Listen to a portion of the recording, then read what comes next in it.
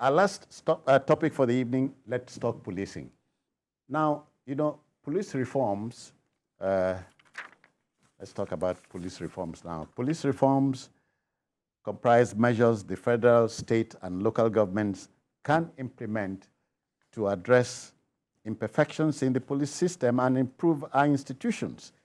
In view of this, therefore, President Bola Tinubu has set up a special committee to take a long, hard look, and work on all gaps in the nation's legal statutes from 1999 till date. The Inspector General of Police, Mr. Kayode Egbetokun, has just been confirmed. The work starts now. Yusuf, the work starts now. We can have a new policing system. It is possible. It is possible, but we need the political will to do it. Don't forget, as a background, the immediate past administration embarked on a comprehensive police reform. After the Police Act of 2020, they came up with it and they went to FEC, they didn't, and that was a comprehensive reform. But what happened? What has happened? The Nigerian police has remained what it is. Unaccountable, or police, unfriendly, corrupt, inefficient, just name it. So, what happens? We need to reform the police. And you can get from the mindset of the new president, let's see, it's an innovative mind, we know. Let's see what he wants to bring about. Because now we need a police that will truly be the friends of Nigerians. Because is police your friend? Do you believe it when they tell you? No Nigerian believes that. So we need what we see everywhere. And we're not talking about America or UK alone. Even fellow African countries, their police are not this bad. Well, yes, their policemen and women are not this bad. So we need a police that Nigerians can relate to. The police we can call our own police. For example, look at our police in terms of, human resources, both numerical strength and skills. Can you call the Nigerian police force anything you can be proud of as a Nigerian? Nobody can do that. We need to address that. What a shame, what a shame. Issues of, corruption, bribery within the police. We need to address that. Issues of brutalization. What we have in Nigeria, we just have a brutalizing force. All of them carrying guns all over the place. Go to the Republic of Benin. You hardly see any policeman with a gun. They have their staff, and they are not setting roadblocks everywhere. You just see them around about, and they do like this monitoring. When you go contrary to yes, so Nigeria is a very, very big and diverse country. We need to, enjoy the benefits of diversity. Other places where we have people like Nigeria, what they do, multi-layered policing structure. Why are people so afraid of it?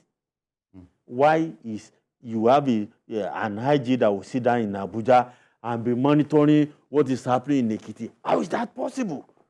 Calling the commissioner of police, come on, you don't need instructions.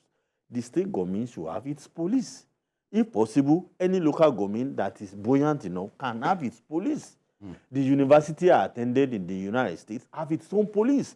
And I've never seen, not even the headquarters of the Nigerian Police of Nigeria, can compare with what you have in the University of Wisconsin, Madison. What you see there, the police, office, it's not like market that you have in Nigeria. When you go to our police, barracks or offices, it's like market, people paying all of them. There is glass, you see everything computerized. Yeah, thank you. We need to do that.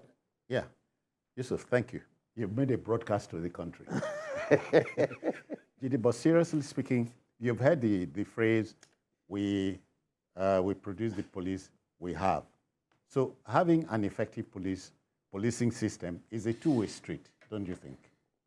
Yeah, but there are things that we need to do that we are not doing. The Nigerian police has some very worthy officers. It's not everybody in the police that is corrupt. There are some people in the police that you can offer them bribe, they won't take it. But we have to focus first and foremost on training and retraining. Training will improve capacity of people that that are in the force. Whether they are senior people or junior, they still need to be trained and retrained because it also enhances professionalism. Then, of course, welfare. You have to do something about the welfare of the police if you want to achieve your aim of having the police of our dream. The Bauchi governor talked about funding and welfare. We've got to do something about that. Then soldiers, military men are better taken care of than soldiers. No, not than police. Than police. And that does not mean that they sacrifice more than the police. Police lose their lives all the time. You know, in Zamfara this week, they killed some policemen. So we cannot have a situation in which a police general, the commissioner of police is a police general, for example. A police general, we can't have a situation in which the pension of a police general is 3 times lower than that of a soldier, of a retired general from the army or the air force. These things are not good. We are not treating the police in the right way. And that's why there's inferiority complex. The policeman already sees himself as inferior to his colleagues in the other armed services. Armed services. So to tell you that, look, we have good people in the police, and that all we need to do is try to harness the qualities of such people. In November 2022, the Police Service Commission rewarded the DPO of Bombay Division, Daniel Isse Ame. Daniel Ame rejected a bribe of $200,000. Yeah. You remember that story? And he even got a national award. He rejected a bribe of 200,000 naira, dollars. In today's economy, that translates to about 226 million naira. That's what he rejected. Armed robbers attacked a particular, were involved in a robbery and stole about 350 million.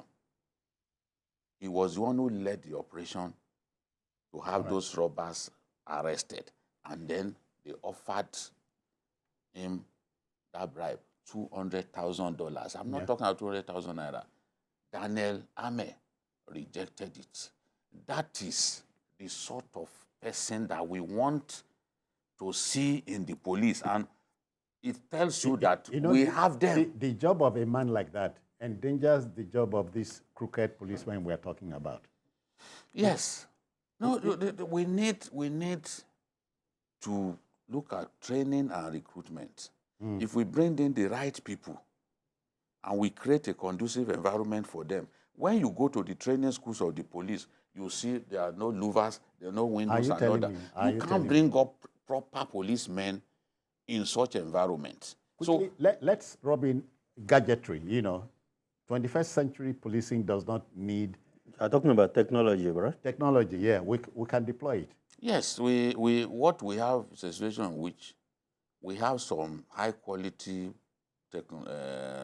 technological devices that we can use to crack crime, but we don't have them in sufficient quantity. When you want to crack big crime, for example, we refer it to IRT because they have the equipment to monitor calls and be able to track down the criminal. Yeah. We should have that equipment replicated across the police divisions in our country. It's not every time you want to catch big-time criminals that you now refer it to IG's response team so that they can use the equipment that they have, that others don't have, to crack crime. So it's the job of the mandate for achieving the police of our dream is not something that can happen suddenly. It has to be done incrementally. We have to do it gradually. It is doable. It is doable, and we can get there. We have to convince ourselves that we can get there. And we have to convince ourselves that we can make the police better. We have to convince ourselves that there are good people in the police and that we need to identify them, make good examples of them so that others can learn. That's it. I must stop you here, but let me thank you, Jide, for coming. Many thanks. Thanks. Adekunle, enjoy your weekend. Send the bills to us. Thank you. Thank you. Okay, that will just about do it on today's edition of the program. We are out of here, but not before thanking the backroom boys and, of course, the viewer at home. If you missed this program for any reason, join us later tonight at 11 for a repeat broadcast. And on Sunday, we expand the field for you from 1:30 to 3:30 on the program. And we are also on YouTube at youtube.com/BBC News Nigeria. I am Citizen Jones Hussein. Bye-bye now.